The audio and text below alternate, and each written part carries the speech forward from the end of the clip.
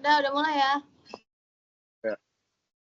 Halo semuanya, perkenalkan kami dari kelompok 3 Manajemen Keuangan.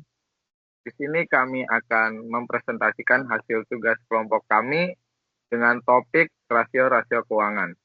Sebelum masuk topik, izinkan kami untuk memperkenalkan diri. Perkenalkan, nama saya Gilang Yoga Gumlar dengan NIM 2431150092. Perkenalkan, nama saya Moreno Gabriel dengan NIM 2431150077. Perkenalkan, saya Esther Indriani dengan NIM 2231150051. Ya, kita masuk ke topik awal. Apa itu rasio keuangan? Rasio keuangan adalah salah satu alat analisis keuangan yang digunakan untuk mengukur dan mengevaluasi kinerja finansial suatu perusahaan atau entitas bisnis. Lebih jelasnya, tujuan rasio keuangan yaitu untuk membantu pemangku kepentingan seperti pemilik bisnis, investor, dan kreditur memahami seberapa baik perusahaan beroperasi, mengelola aset, dan mencapai tujuan keuangannya. Ini ada macam-macam rasio keuangan. Ini saya akan menjelaskan rasio likuiditas. Rasio likuiditas digunakan untuk melihat seberapa mampu perusahaan memenuhi kewajiban jangka pendeknya, terutama menggunakan aset lancar seperti kas, efek, dan piutang. Intinya, rasio ini menjawab kalau perusahaan harus bayar utang dalam waktu dekat, apakah aset lancarnya cukup. Semakin tinggi rasio likuiditas, maka semakin aman kondisi keuangan perusahaan dalam jangka pendek. Nah, ini ada macam-macam rasio likuiditas. Yang pertama ada rasio lancar, yaitu current ratio. Cara menghitungnya, aktiva lancar dibagi utang lancar dikali 100%. Semakin tinggi current ratio, artinya semakin baik kemampuan perusahaan untuk memenuhi utang atau kewajiban jangka pendeknya. Yang kedua ada rasio cepat, yaitu quick ratio. Cara menghitungnya, kas ditambah efek ditambah piutang dibagi utang lancar dikali 100%. Semakin besar rasio ini, maka semakin baik. Meskipun begitu, walaupun angka rasionya tidak mencapai 100%, tetapi dapat dikatakan sehat jika sudah mendekati angka tersebut. Ketiga ada rasio lancar, current ratio, atau kas rasio. Cara menghitungnya, kas ditambah efek dibagi utang lancar. Semakin tinggi kas rasio, semakin baik kemampuan perusahaan untuk memenuhi kewajiban jangka pendeknya dengan menggunakan kas yang dimilikinya. Selanjutnya akan dijelaskan oleh teman saya Moreno Gabriel. Selanjutnya ada rasio profitabilitas. Rasio profitabilitas adalah jenis rasio keuangan yang digunakan untuk mengukur kemampuan suatu perusahaan dalam menghasilkan laba atau keuntungan terhadap pendapatan atau aset yang dimiliki. Dengan kata lain, rasio ini memberikan informasi tentang seberapa efisien perusahaan dalam mengelola kegiatan operasionalnya dan menghasilkan keuntungan dari aktivitas bisnisnya tersebut.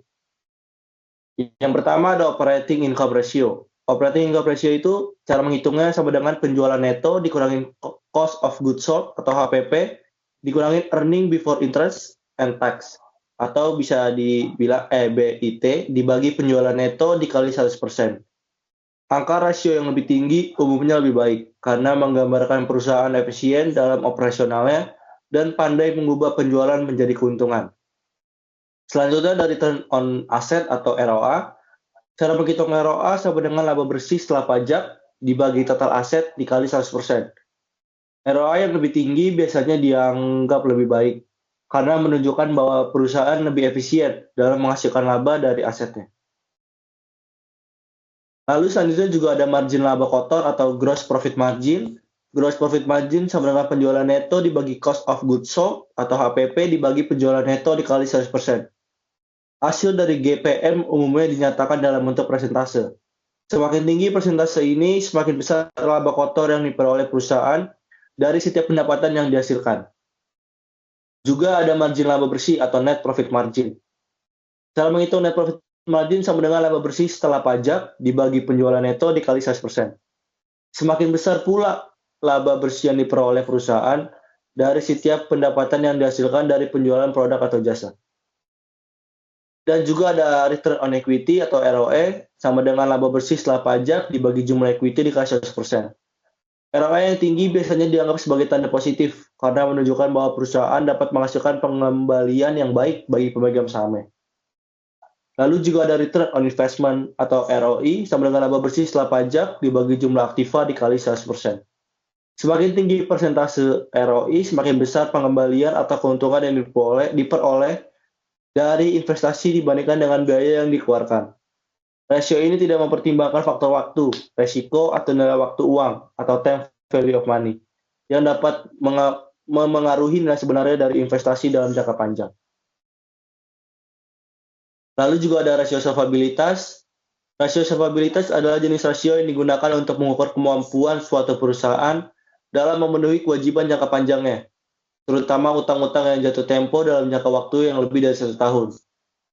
Rasio ini memberikan gambaran tentang sejauh mana perusahaan memiliki kekuatan finansial dan likuiditas yang cukup untuk menutupi semua kewajiban-kewajiban jangka panjangnya. Dan yang pertama ada debt to equity ratio atau DER. DER sama dengan total kewajiban dibagi total ekuitas pemegang saham dikali 100%.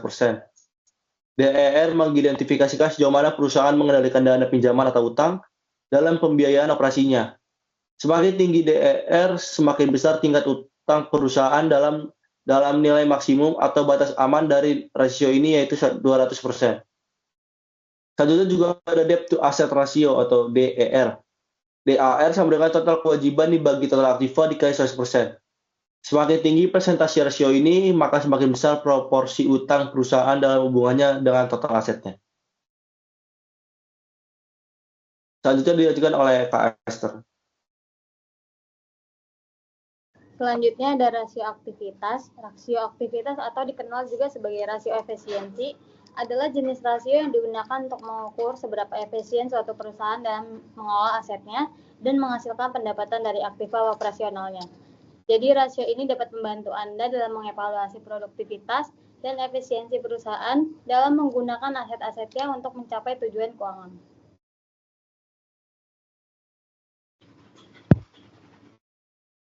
Nah, lalu selanjutnya ada perputaran piutang atau account receivable turnover, yaitu cara penghitungannya penjualan dibagi piutang rata-rata dikali 100%. Jadi angka rasio yang tinggi berarti perusahaan dapat dengan cepat mengkonversi piutang menjadi uang tunai yang biasanya dianggap lebih efisien.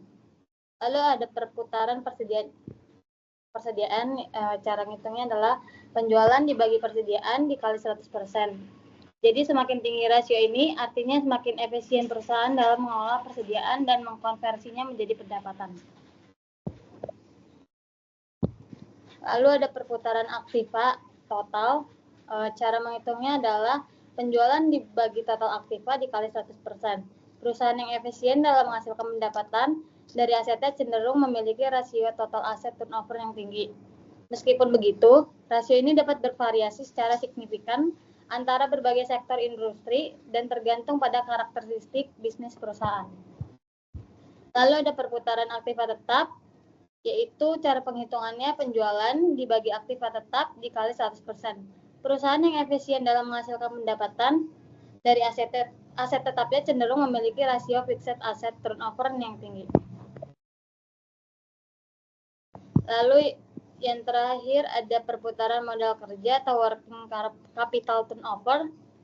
Jadi perhitungannya adalah penjualan dibagi aktiva lancar dikurang utang lancar dikali 100%. Tidak jauh berbeda dengan jenis rasio aktiva lainnya. Angka rasio working capital yang tinggi juga diinterpretasikan bahwa perusahaan semakin efisien dalam menghasilkan pendapatan dari modal kerjanya.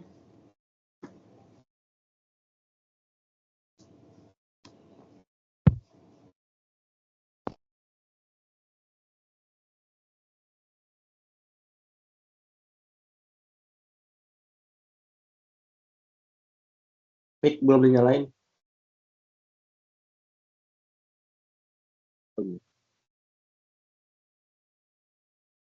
Ya, itulah presentasi dari kelompok kami.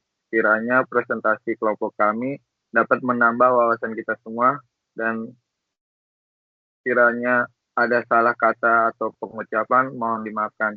Sekian, terima kasih. See you. Share.